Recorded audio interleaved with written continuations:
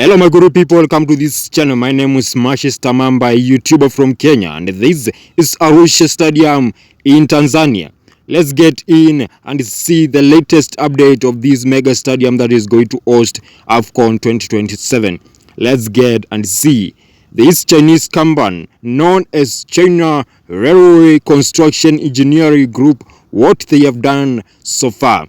Today is 11th November 2025, and this is the latest update of ARUSHA Stadium, also known as Samia Suluhu Hassan Stadium in Tanzania. You can see the rooms, the corridors, how magnificent they are. You can clearly see for yourself what they have done so far. This stadium is going to host AFCON 2027 Africa Cup of Nations. ARUSHA Stadium, also known as Samia Suluhu Hassan Stadium, is going to host AFCON 2027. Among other East Africa stadiums like Talanta Stadium, Kasarani Stadium, Benjamin Mkapa Stadium, Oima City Stadium, and Nelson Mandela Stadium. You can see this stadium has a city capacity of 30,000 spectators. You have heard me correct. ARUSHA Stadium, also known as Samia Suluhu Hassan Stadium, has a city capacity of 30,000 spectators. You can observe the corridors and the rooms. The rooms are wide and large enough to serve each purpose correctly. The total construction of this stadium is 112 million US dollars, which is equivalent to 286 billion Tanzania shillings. You have heard me correct.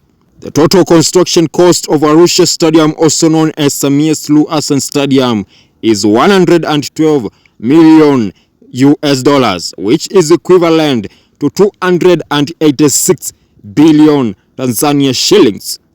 You can see what China Railway Construction Engineering Group has done so far on the rooms, corridors, and the interior of this mega stadium that is going to host AFCON 2027.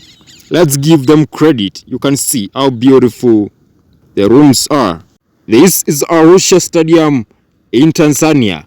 Latest construction progress as we talk. This stadium will have VIP rooms, referee and other officials rooms, changing rooms for away team and home team. This stadium will also have kiosk, TV and streaming rooms, CCTV rooms. Yes, you can see. You might be asking, why are these rooms so many? Yes, it has so many rooms, but each room has its purpose. You can observe for yourself what they have done. Let's give China Railway Construction Engineering Group credit. They have done a great job as we talk. You can observe keenly for yourself.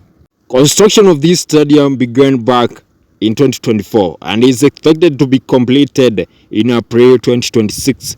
You can see for yourself the progress as we talk. There's no rush here.